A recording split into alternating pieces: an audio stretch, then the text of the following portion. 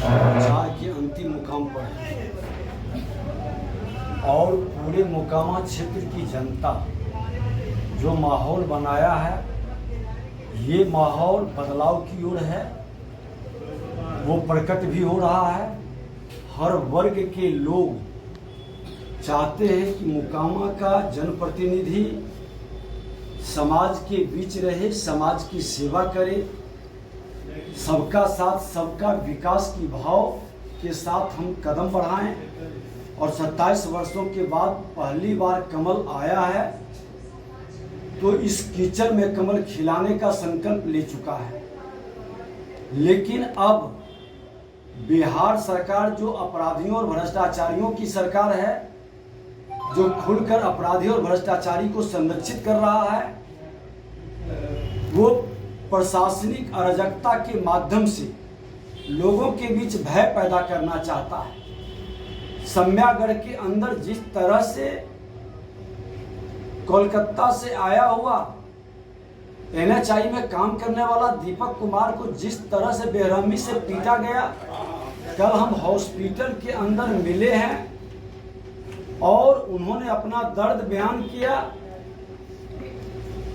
Police के पदाधिकारी SI ये रिपोर्ट दर्ज करता है, FIR करता है कि 30-40 लोग एक ही जाति के।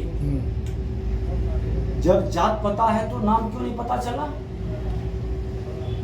और इस तरह से वो आदमी जिस पर आप आरोप लगा रहे हैं, आज तक उस पर एक भी कोई धारा नहीं है। अरे वो बाहर का आदमी है, वो तो बिहार के बारे में बेचारा बहुत अनभिज्ञ है। आपने 107 लगाकर गया था तहसीलदारी करने, उसने इसका प्रतिकार किया और उसके एवज में आपने उसको इनाम दिया कि थाना बुला करके, थाना के अंदर जो बेरहमी से किया, फिर रात में शाम को थाना से छोड़ देते हैं, रात में जाकर उसको घर को चारों तरफ से एक आतंकवादी की तरह गिरफ्तारी करते हैं। ये सब घटना दुखद है। हमने SSP से भी बात किया है और हमने कहा है कि उच्च स्तरीय इसकी जांच कराए और तत्काल उस दरोगा को उस थाना से हटाए ताकि निरपेक्ष चुनाव हो सके। और अगर जो कोई पदाधिकारी सत्ता के संरक्षण में प्रशासनिक अराजकता फैलाएंगे तो उनको चिन्हित करेंगे और वैसे लोग फिर बख्शे नहीं जाएंगे।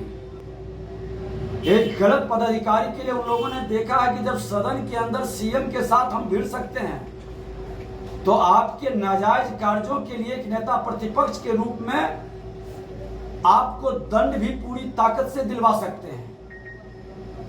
और चुनाव आयोग में भी इसकी शिकायत हम लोगों ने करवाया है और उस सम्यागढ़ के लोग आज छठ पर्व नहीं मना सका, कई लोग भागा रहा घर से।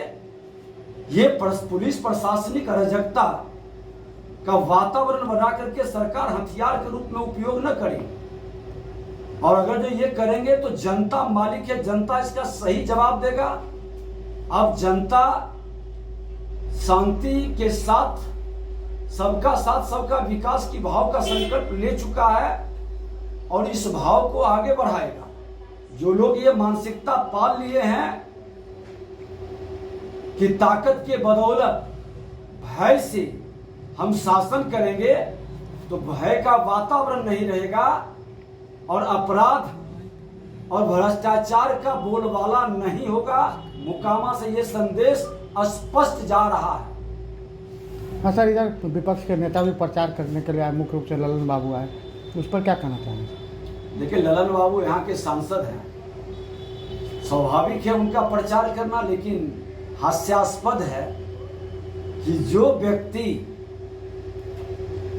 मोकामा के माननीय विधायक जी को जेल भेजवाने के लिए एड़ी चोटी एक कर दी, उनकी सदस्यता खत्म करने के लिए पूरी ताकत लगाई, और वो व्यक्ति उनकी पत्नी के प्रचार करने आते हैं। कैसी नैतिकता है और चुनाव की राजनीति की विश्वसनीयता को कितना मजाक बनाने वाले लोग हैं। अरे वो गलत थे तो फिर प्रचार करने क्यों आए? सत्ता लोलुपता के लिए इतना नीचे क्यों गिर रहे हैं? ये मानसिकता पाल लिए हैं कि ताकत के बदौलत भय से हम शासन करेंगे तो भय का वातावरण नहीं रहेगा और अपराध और भ्रष्टाचार का बोलबाला नहीं होगा। मोकामा से ये संदेश स्पष्ट जा रहा है। हाँ सर, इधर विपक्ष के नेता भी प्रचार करने के लिए आए, मुख्य रूप से ललन बाबू आए, उस पर क्या कहना चाहेंगे? देखिए, ललन बाबू यहाँ के सांसद हैं, स्वाभाविक है उनका प्रचार करना, लेकिन हास्यास्पद है कि जो व्यक्ति मोकामा के माननीय विधायक जी को जेल भेजवाने के लिए एड़ी चोटी एक कर दिए, उनकी सदस्यता खत्म करने के लिए पूरी ताकत लगाई, और वो व्यक्ति उनकी पत्नी के प्रचार करने आते हैं। कैसी नैतिकता है और चुनाव की राजनीति की विश्वसनीयता को कितना मजाक बनाने वाले लोग हैं। अरे वो गलत थे तो फिर प्रचार करने क्यों आए? सत्ता लोलुपता के लिए इतना नीचे क्यों गिर रहे हैं? माननीय मुख्यमंत्री जी एक तरफ गोपालगंज में शराब माफिया, शराब के फैक्ट्री का डायरेक्टर है, उसका प्रचार के लिए भी ललन बाबू गए, और यहाँ जिसकी सदस्यता खत्म कराने के लिए व्याकुल रहे, जेल भेजवाने के लिए मोकामा को 5 साल के लिए जनादेश दिया था, उस जनादेश को खंडित किए और आज प्रचार कर रहे हैं। कोई नैतिकता नहीं है, कोई मॉरल नहीं है। और हमने तो कहा कि मुंगेर की जनता बेसब्री से इंतजार कर रहा है आपका। हिम्मत है तो मुंगेर से दोबारा चुनाव लड़ लीजिए। खुला चुनौती है कि मुंगेर लोकसभा से आप दोबारा चुनाव लड़ लीजिए। 1 लाख वोट से ज्यादा से हारेंगे वो चुनाव। लड़े थे, इसके पहले भी बीजेपी जब हट गई थी तो चुनाव 1 लाख वोट से ज्यादा से हारे थे। इस बार और रिकॉर्ड बनेगा। बीजेपी के बल पर ये लोग लोकसभा के चुनाव जीतते हैं। देश के प्रधानमंत्री नरेंद्र मोदी जी के दया पर चुनाव जीतते हैं और आज उन्हीं के विरुद्ध बोल रहे हैं। अगर जो इतनी नैतिकता बची हुई है तो एमपी से रिजाइन करिए और लड़ लीजिए चुनाव, और तब देश के प्रधानमंत्री नरेंद्र मोदी जी के बारे में बोलिए। अरे उनके कृपा से आपने चुनाव जीता है, और जिसकी कृपा से चुनाव जीतते हैं इतना कृतज्ञ नहीं होना चाहिए। उनके कृपा को नहीं स्वीकारते हैं तो रिजाइन कर करके मुंगेर में भी उपचुनाव करा लीजिए। जी सर, धन्यवाद।